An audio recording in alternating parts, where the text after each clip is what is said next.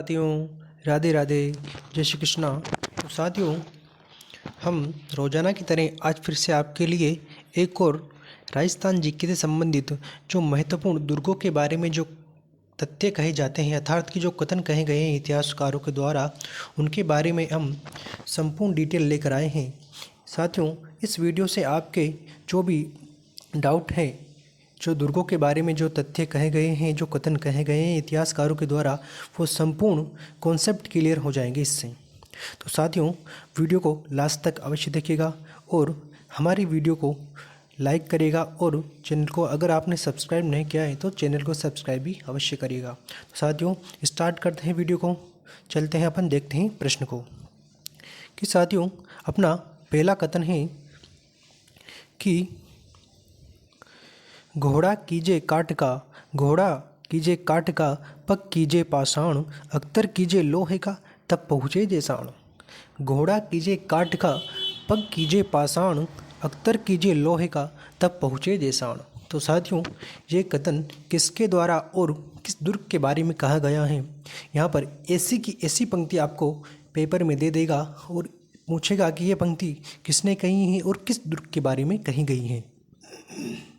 तो आपको वहाँ पर बताना है कि यह पंक्ति अबुल फजल के द्वारा सोनारगढ़ जो अपने जैसलमेर के ज़िले में पड़ता है, इसके बारे में कही गई है। किसके द्वारा कही गई है? तो आपको बताना है अबुल फजल के द्वारा। और किस दुर्ग के बारे में कही गई है? तो सोनारगढ़ के किले के बारे में कही गई है।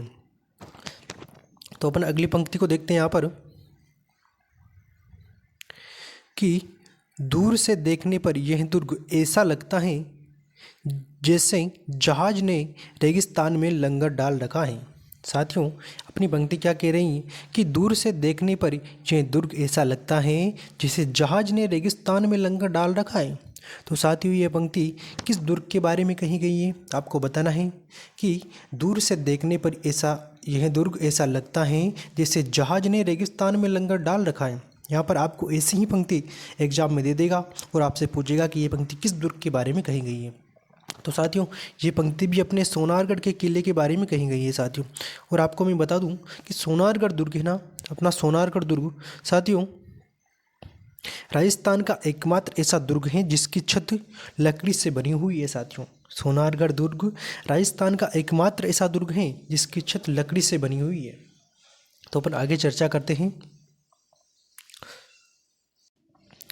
अपना अगला प्रश्न है साथियों कि 8 फिरंगी 9 गोरा, 8 फिरंगी 9 गोरा, लड़े जाट का 2 छोरा। 8 फिरंगी 9 गोरा और लड़े जाट का 2 छोरा। साथियों, उक्त पंक्ति किस दुर्ग के बारे में कही गई है? जी हाँ साथियों, कि 8 फिरंगी 9 गोरा, लड़े जाट का 2 छोरा। साथियों, ये पंक्ति किस दुर्ग के बारे में कही गई है? तो अपन को यहाँ पर बताना है कि उक्त पंक्ति लोहागढ़ दुर्ग जो अपने भरतपुर जिले में पड़ता है, इसके बारे में कही गई है। साथियों, 8 फिरंगी 9 गोरा, लड़े जाट का 2 छोरा। साथियों, ये पंक्ति लोहागढ़ दुर्ग के बारे में कही गई है जो अपने भरतपुर के जिले में पड़ता है। तो अपनी अगली पंक्ति है, अपने अगले प्रश्न को देखते हैं। प्रश्न नंबर 4 है अपना कि बाकी सब दुर्ग नंगे हैं, जे बख्तर बंद हैं। साथियों, बाकी सब दुर्ग कैसे ही नंगे हैं और ये दुर्ग बख्तर बंद हैं। तो ये कथन है ना साथियों, किसके द्वारा कहा गया है और किस दुर्ग के बारे में कहा गया है? तो यहाँ पर अपन को बताना है कि बाकी सभी दुर्ग नंगे हैं, ये बख्तर बंद हैं। तो ये पंक्ति अपने अबुल फजल के द्वारा कही गई है। साथियों, अबुल फजल ने कहा था कि बाकी दुर्ग तो सभी नंगे हैं, ये दुर्ग बख्तर बंद हैं। ये पंक्ति अपने रणथंभौर दुर्ग के बारे में कही गई है जो सवाई माधोपुर जिले में। साथियों, कहाँ पर है? सवाई माधोपुर जिले में। साथियों, रणथंभौर दुर्ग है ना, रणथंभौर दुर्ग में एक तो है त्रिनेत्र गणेश जी का मंदिर बना हुआ है, जहाँ पर गणेश चतुर्थी को विशाल मेले का आयोजन होता है। साथियों, रणथंभौर दुर्ग जो अपने पड़ता है सवाई माधोपुर जिले में। और साथियों, जो रणथंभौर दुर्ग है ना, ये थंब पहाड़ी पर बना हुआ। कौन सी पहाड़ी पर? थंब पहाड़ी पर बना हुआ है। साथियों, अपन अगला प्रश्न देखते हैं। साथियों, अपना अगला प्रश्न है प्रश्न नंबर 5। प्रश्न नंबर 5 है अपना कि गढ़ तो चित्तौड़गढ़, बाकी सब गड़ैया। आपने इस पंक्ति को कई बार सुना है साथियों, क्योंकि ये पंक्ति नॉर्मली सभी को पता भी होती है ये पंक्ति। तो अपन को इसको देखेंगे कि गढ़ तो चित्तौड़गढ़, बाकी सब गड़ैया। साथियों, इस पंक्ति को किसने कहा था? मेन बात तो ये है कि इस पंक्ति को किसने कहा था, क्योंकि ये पंक्ति सब नॉर्मल सभी को याद रहती हैं, परंतु किसी को ये पता नहीं होता है कि ये पंक्ति किसके द्वारा कही गई है। तो अपन को ये पंक्ति याद रखना है कि ये पंक्ति किसने कही थी, अबुल फजल के द्वारा कही गई थी साथियों, कि गढ़ तो चित्तौड़गढ़ बाकी सब गढ़ैया। साथियों ये पंक्ति अबुल फजल के द्वारा कही गई है और चित्तौड़गढ़ दुर्ग के बारे में कही गई है। आपको ये तो पता ही है कि चित्तौड़गढ़ दुर्ग के बारे में कही गई है। तो अपन को मेन तो इनका नाम याद रखना है कि यह पंक्ति अबुल फजल के द्वारा कही गई थी। अपन अगली पंक्ति को देखते हैं कि आज कुफ्र का घर इस्लाम का घर बन गया। साथियों ये पंक्ति किसने कही थी कि आज कुफ्र का घर इस्लाम का घर बन गया। यह पंक्ति साथियों अमीर खुसरो, किसने, अमीर खुसरो के द्वारा रणथंभौर दुर्ग के बारे में कही गई थी। साथियों कहा जाता है कि साथियों रणथंभौर दुर्ग में सन 1303 में, कब, सन 1301 में अलाउद्दीन खिलजी ने आक्रमण किया था। साथियों किसने किया था, अलाउद्दीन खिलजी ने जब सन 1301 में रणथंभौर दुर्ग पर आक्रमण किया था, तो उस समय रणथंभौर का शासक था हम्मीर देव चौहान का। कौन था, हम्मीर देव चौहान रणथंभौर का शासक हुआ करता था। तो सन 1301 में जब रणथंभौर पर हम्मीर देव चौहान आक्रमण करता है, तो उस समय कहा जाता है कि हम्मीर देव चौहान को हठीला शासक के रूप में अपनी ख्याति प्रसिद्धि थी इसकी। पूरे राजस्थान में हम्मीर देव की हठीले शासक के रूप में पूरे राजस्थान में इसकी ख्याति प्रसिद्ध थी। क्योंकि जब ये एक बार थार की ये कहा जाता है ना, कदली फलत एक बार तिरिया तेल चढ़े न दूजी बार, ये पंक्ति भी यहाँ पर रणथंभौर दुर्ग के बारे में कही जाती है। तो कहा जाता है कि हम्मीर देव चौहान ने अलाउद्दीन खिलजी का एक विद्रोही सेनापति था, उसको हम्मीर देव चौहान ने शरण दे रखी थी। इसलिए कहा जाता है कि हम्मीर देव चौहान के ऊपर दिल्ली के शासक अलाउद्दीन खिलजी ने आक्रमण किया था। साथियों तो जब अलाउद्दीन खिलजी रणथंभौर दुर्ग पर विजय प्राप्त कर लेता है, तब अमीर खुसरो कहता है कि आज कुफ्र का घर इस्लाम का घर बन गया। तब अमीर खुसरो ने ये पंक्ति कही थी यहाँ पर। तो अपन अगली पंक्ति को देखते हैं। अपनी अगली पंक्ति है साथियों पंक्ति नंबर 7 कि गढ़ दिल्ली गढ़ आगरो अदगढ़ बीकानेर भलो चुनायो भाटियो सिरे तो जैसलमेर। गढ़ दिल्ली गढ़ आगरो अदगढ़ बीकानेर भलो चुनायो भाटियो सिरे तो जैसलमेर। तो साथियों यह कहावत है ना, ये कहावत किसके बारे में कही गई है, तो साथियों ये कहावत कही गई है अपने सोनारगढ़ दुर्ग के बारे में। किसके बारे में, सोनारगढ़ दुर्ग अपने पड़ता है साथियों जैसलमेर में। मैंने आपको बताया था अभी कि जैसलमेर दुर्ग राजस्थान का ऐसा दुर्ग है जिसकी छत किससे बनी हुई है, लकड़ी से बनी हुई है। साथियों अपना अगली पंक्ति को देखते हैं। यहाँ पर अपनी पंक्ति है पंक्ति नंबर 8। अबुल फजल ने किस दुर्ग के बारे में कहा है कि नीचे से ऊपर की ओर देखने पर सिर की पगड़ी भी गिर जाती है। साथियों बहुत ही महत्वपूर्ण पंक्ति है, क्योंकि ये पंक्ति अनेक बार अनेक एग्जाम में पूछी जा चुकी है साथियों, और आने वाले एग्जाम में भी पूछी जाती रहेंगी, क्योंकि ये दुर्ग भी बहुत ही विशाल है। और कहा जाता है कि महाराणा कुंभा ने अपनी पत्नी थी कुंभल देवी के नाम पर इस दुर्ग का नाम रखा था कुंभलगढ़। और इस दुर्ग का निर्माण सम्राट अशोक तना, अशोक के पुत्र संप्रति के अशोक के एक पुत्र था संप्रति, उसने यहाँ पर एक दुर्ग बना रखा था। उस समय यहाँ पर खंडर थे, उन खंडरों पर ही महाराणा कुंभा ने अपने दुर्ग कुंभलगढ़ दुर्ग का निर्माण करवाया था। और अपनी पत्नी कुंभल देवी के नाम पर इस दुर्ग का नाम क्या रखा था, कुंभलगढ़ दुर्ग रहा था। और ये कुंभलगढ़ दुर्ग है ना, ये सादड़ी गांव राजसमंद जिले में पड़ता है। कौन से गांव में पड़ता है, सादड़ी गांव राजसमंद जिले में पड़ता है। और इस दुर्ग के बारे में अबुल फजल ने क्या कहा था कि इस दुर्ग को नीचे से ऊपर देखने पर सिर की पगड़ी भी गिर जाती हैं। तो अपन अगली पंक्ति को देखते हैं। पंक्ति नंबर 9 है अपनी कि थोड़ा कलर इसका चेंज करते हैं, ब्लैक में कर लेते हैं इसका, कि रोडिया ड्रिपिंग ने किस दुर्ग के बारे में कहा है कि इसका निर्माण शायद फरिश्तों ने करवाया था। साथियों यहाँ पर किपलिंग है साथियों, डिपलिंग यहाँ पर किपलिंग है। किपलिंग क्या है, किपलिंग रूडयार्ड, यहाँ पर रूडयार्ड नहीं, रूडयार्ड किपलिंग ने, Rudyard, Rudyard Kipling, Rudyard Kipling, यहाँ पर क्या है, यहाँ पर है Rudyard, Rudyard Kipling. Rudyard Kipling ने किस दुर्ग के बारे में कहा है कि इसका निर्माण शायद परियों में फरिश्तों ने करवाया था? तो ये पंक्ति साथियों मेहरानगढ़ दुर्ग के बारे में कही थी। मेहरानगढ़ दुर्ग के बारे में रूडयार्ड किपलिंग ने कही थी कि शायद इस दुर्ग का निर्माण परियों में फरिश्तों ने करवाया था। साथियों मेहरानगढ़ दुर्ग पड़ता है अपने जोधपुर में। कहाँ पर पड़ता है? जोधपुर में पड़ता है। और मेहरानगढ़ दुर्ग का निर्माण राव जोधा के द्वारा, किसके द्वारा? राव जोधा के द्वारा करवाया गया था। साथियों मेहरानगढ़ अपने पड़ता है जोधपुर में और राव जोधा के द्वारा इसका निर्माण करवाया गया था।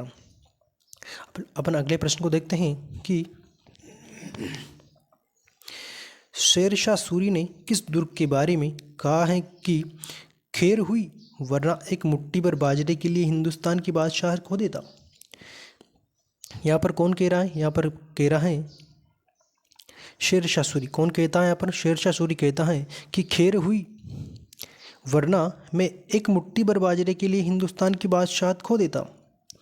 साथियों कहा जाता है कि 5 जनवरी सन 1544 में शेरशाह सूरी मेहरानगढ़ दुर्ग पर आक्रमण करता है। उस समय यहाँ का शासक हुआ करता था मालदेव। कौन था? मालदेव। जब मालदेव साथियों मारवाड़ का शासक था तो इस समय शेरशाह सूरी ने 5 जनवरी सन 1544 को गिरी सुमेल के युद्ध में जब मालदेव को पराजित कर देता है शेरशाह सूरी, तब कहता है शेरशाह सूरी कि मैं एक मुट्ठी भर बाजरे के लिए एक हिंदुस्तान की बादशाहत को भी खो देता, अर्थात कि मुझे ऐसा नहीं करना चाहिए, ऐसा कहता है शेरशाह सूरी। तो यहाँ पर अपने मेहरानगढ़ दुर्ग यहाँ पर आंसर सही होगा। पर अगली पंक्ति को देखते हैं कि सुप्रसिद्ध विद्वान जैकलिन केनेडी ने किस दुर्ग को विश्व के 8वें आश्चर्य की संज्ञा दी है? सुप्रसिद्ध विद्वान जैकलिन, कौन? Jacqueline Kennedy. जैकलिन केनेडी ने किस दुर्ग को विश्व के 8वें आश्चर्य की संज्ञा दी? विश्व का, किसका? विश्व का 8वां आश्चर्य। तो विश्व का 8वां आश्चर्य कहते हैं मेहरानगढ़ दुर्ग को। किसको? मेहरानगढ़ दुर्ग, जो अपने जोधपुर में पड़ता है। कहाँ पर पड़ता है? अपने, तो अपने यहाँ पर मेहरानगढ़ दुर्ग सही है। ये बात किसने कही थी साथियों? तो ये कही थी जैकलिन केनेडी। यह एक इतिहासकार हैं जैकलिन केनेडी। इसने मेहरानगढ़ दुर्ग के बारे में कहा था कि यह दुर्ग विश्व का 8वां आश्चर्य है। तो अपन, और मैंने आपको मेहरानगढ़ दुर्ग के बारे में बताया कि इस दुर्ग का निर्माण राव जोधा के द्वारा करवाया गया था। अपन अगली पंक्ति को देखते हैं। अपनी अगली पंक्ति है पंक्ति नंबर 12। साथियों ये कथन है ना, ये कथन इतिहासकारों के द्वारा कहे गए हैं और अनेक प्रतियोगी परीक्षाओं में पूछे जाते रहे हैं। तो इन पंक्तियों को आप अवश्य याद रखिएगा, जिससे आपके संपूर्ण जो डाउट है ना वो सभी क्लियर हो जाएंगे। अपन अगली पंक्ति को देखते हैं कि बालहट बंका देवड़ा करतब बंका गोड़ हाड़ा बंका गांड में रण बंका राठौड़। बालहट बंका देवड़ा करतब बंका गोड़ हाड़ा बंका गाड़ में रण बंका राठौड़। साथियों ये पंक्ति किस दुर्ग के बारे में कही गई है? तो साथियों ये पंक्ति भी अपने मेहरानगढ़ दुर्ग के बारे में कही गई है। साथियों किसके बारे में? मेहरानगढ़ दुर्ग अपने जो जोधपुर में पड़ता है। मैंने इसके बारे में आपको अभी नहीं बताया। तो यह पंक्ति मेहरानगढ़ दुर्ग के बारे में ही कही गई है। अपन अगली पंक्ति को देखते हैं कि अनंड पहाड़ा ऊपरे जबरोगढ़ जोधान, अनड़ पहाड़ा ऊपरे जबरोगढ़ जोधान। उक्त पंक्ति साथियों किस दुर्ग के बारे में कही गई है? तो यह पंक्ति भी अपने मेहरानगढ़ के दुर्ग के बारे में कही गई है। अपन अगली पंक्तियों को देखते हैं कि अबुल फजल ने किस दुर्ग के बारे में कहा है कि ऐसा दुर्ग जहां पहुंचने के लिए पत्थर की टांगे चाहिए। अबुल फजल ने कहा है कि ऐसा दुर्ग जहां पहुंचने के लिए पत्थर की टांगे चाहिए। तो साथियों ये पंक्ति भी अपने अबुल फजल के द्वारा सोनारगढ़ दुर्ग के बारे में कही गई है। और इसके बारे में अनेक उक्तियाँ या कथन प्रसिद्ध हैं कि जैसे रेगिस्तान के समुद्र में जहाज लंगर ले रहा है, शेर अंगड़ाई ले रहा है, आदि पंक्तियाँ इसके बारे में प्रसिद्ध है अपने सोनारगढ़ के किले के बारे में, जो जैसलमेर में पड़ता है अपना। अगली पंक्तियाँ कि हसन निजामी ने किस दुर्ग के बारे में कहा है कि इस दुर्ग का दरवाज़ा कोई भी आक्रमणकारी खोल नहीं सका। हसन निजामी कौन बोल रहा है? ये हसन निजामी बोल रहा है कि इस दुर्ग का दरवाज़ा कोई भी आक्रमणकारी खोल नहीं सका। तो ये पंक्ति पे अपने जालोर दुर्ग के बारे में कही गई है। जालोर दुर्ग है ना साथियों, राजस्थान का ऐसा दुर्ग है जिसका दरवाज़ा कोई भी आक्रमणकारी खोल नहीं सका। और ये बात कौन कह रहा है? हसन निजामी बोल रहा है। कौन बोल रहा है? हसन निजामी। अपने अगले प्रश्न को देखते हैं, प्रश्न नंबर 16 कि किस दुर्ग पर अंग्रेजों द्वारा आक्रमण करने के कारण कहा गया है कि राइयों का भाव रातें बीता। राइयों का भाव रातें बीता। जब अंग्रेज आक्रमण करते हैं और इस दुर्ग पर विजय प्राप्त नहीं कर पाते हैं, अर्थात कि पराजय को स्वीकार कर लेते हैं, तब से इस दुर्ग के बारे में ये पंक्ति प्रसिद्ध हो गई कि राइयों का भाव रातें बीता। तो ये बात भी अपने सुवर्णगिरी दुर्ग जो अपने जालौर में पड़ता है, कहाँ पर पड़ता है? सुवर्णगिरी। और ये सुकड़ी नदी के किनारे पर है। सुकड़ी नदी के किनारे पर बना हुआ अपने जालौर दुर्ग सुवर्णगिरी। अपने अगली पंक्ति को देखते हैं कि थोड़ा इसका पूरा स्क्रीन पे लेते हैं। चलो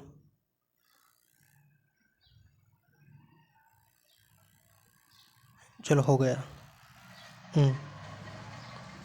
कि किस किले की भव्य आकर्षक सुंदरता किस किले की भव्य आकर्षक सुंदरता को देखकर ब्रिटिश इतिहासकार कर्नल जेम्स टोड ने एक बार कहा था कि अगर उन्हें राजस्थान में एक जागीर की पेशकश की जाती है और उन्हें चुनने का विकल्प दिया जाता है तो वह दुर्ग होगा। साथियों, यह प्रश्न ना अभी 2021 में वीडियो में आया था कि ऐसी की ऐसी पंक्ति दे रखी थी उन्होंने कि ब्रिटिश इतिहासकार कर्नल जेम्स टोड ने एक बार कहा था कि अगर उन्हें राजस्थान में एक जागीर की पेशकश की जाती है और उन्हें चुनने का विकल्प दिया जाता है तो वह दुर्ग साथियों भैंसरोडगढ़ दुर्ग होगा। कौन सा दुर्ग होगा? भैंसरोडगढ़ दुर्ग। भैंसरोडगढ़ दुर्ग उन कर्नल जेम्स टोड लेने के लिए चुनेंगे। यह प्रश्न अभी वीडियो में 2021 में पूछा गया था। अपने अगले प्रश्न को देखते हैं कि अंग्रेज उपन्यासकार रुडयार्ड किपलिंग ने कहा है कि महलों की प्रशंसा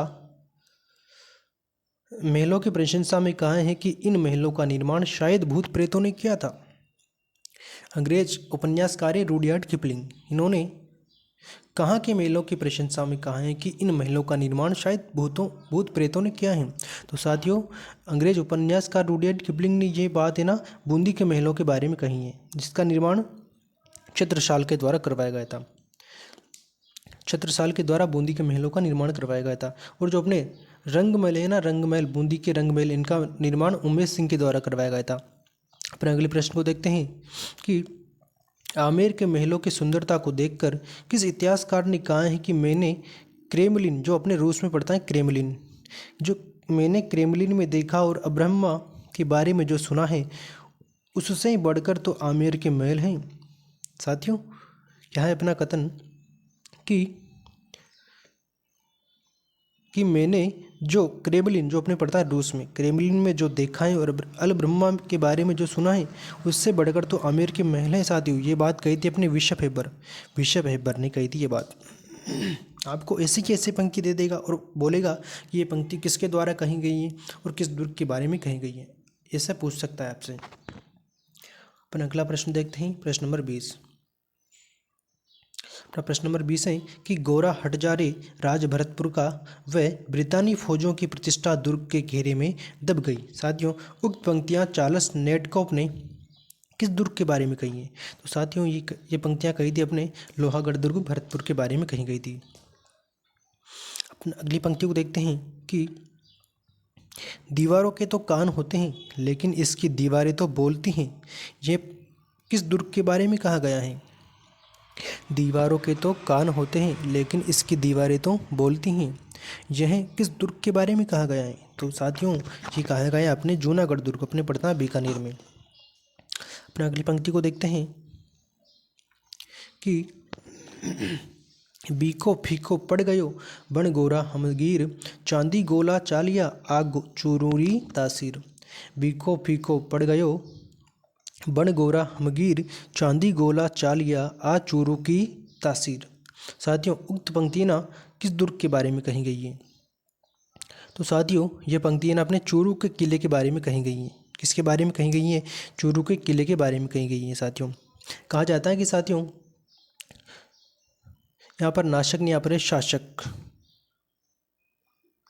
शासक साथियों कहा जाता है कि जब ये आक्रमण किया जाता है इस समय यहाँ का शासक था कौन? शिव सिंह। कौन था? शिव सिंह। और आक्रमण किया था बीकानेर के शासक था सूरज सिंह। सूरज सिंह ने जब यहाँ पर आक्रमण करता है चूरू के किले पर तो यहाँ पर है ना गोला बारूद खत्म हो जाता है चूरू के किले में। तो कहा जाता है कि जब चूरू के किले में गोला बारूद खत्म हो जाते हैं तो चूरू का शासक शिव सिंह चांदी के गोले बना करके अपने दुश्मनों पर दागता है।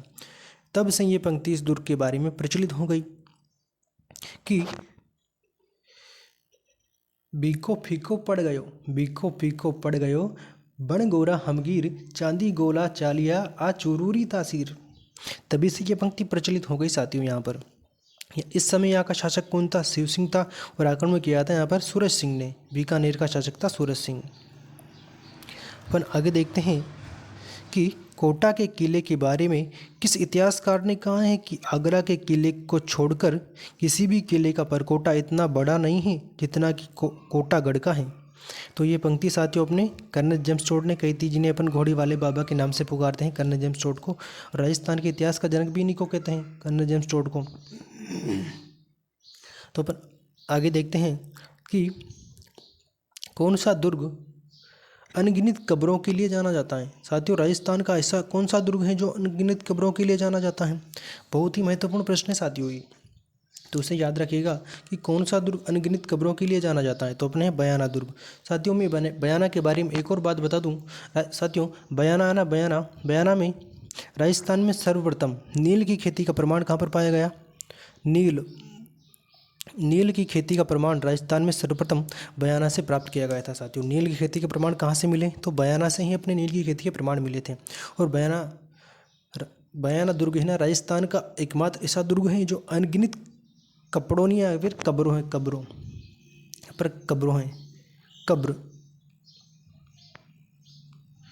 अनगिनत कब्रों के लिए जाना जाता है। तो अपना बयाना दुर्ग राजस्थान का ऐसा दुर्ग है जो अनगिनत कब्रों के लिए जाना जाता है। और बयाना में ही सर्वप्रथम नील की खेती के प्रमाण मिले थे। तो अपना अगले प्रश्न को देखता है जो अपना लास्ट प्रश्न होने वाला है। अगर साथियों आपको हमारा यह वीडियो अच्छा लगा है ना तो वीडियो को लाइक करिएगा और चैनल को सब्सक्राइब करिएगा, जिससे कि आपको हमारे प्रत्येक वीडियो का नोटिफिकेशन सबसे पहले मिल सके। तो चलो देखते हैं अपन लास्ट प्रश्न। ऐसा किला रानी जाय के पास भले ही हो सकता है परंतु ठुकरानी जाय के पास नहीं, किस किले के बारे में कहा गया है? ऐसा किला रानी जाय के पास भले ही हो ठुकरानी जाय के पास नहीं, उक्त पंक्ति किस किले के बारे में कही गई है? तो साथियों ये कही कि अपने कुचामन का दुर्ग है जो कुचामन सिटी नावा नागौर में पड़ता है। तो अपन इसके नोट को भी पढ़ लेते हैं कि जागीरी, इसे जो अपने कुचामन का किला इसे जागीरी किलों का सिरमौर कहते हैं। साथियों जागीरी किलों का सिरमौर किसे कहते हैं? तो जागीरी किलों को सिरमौर भी अपने कुचामन के किले को ही कहते हैं। अगर साथियों आपको हमारा यह वीडियो अच्छा लगा है तो साथियों वीडियो को लाइक करिएगा और हमारे यूट्यूब चैनल RBGK ट्रिक को सब्सक्राइब करेगा और अपने दोस्तों को भी इस वीडियो को शेयर करिएगा, जिससे कि उनको भी हमारी द्वारा जो मेहनत की जा रही है उनका इसका लाभ उनको भी प्राप्त हो सके। थैंक यू दोस्तों, बाय बाय, राधे राधे, जय श्री कृष्णा। मिलते हैं अगले वीडियो में। थैंक्स।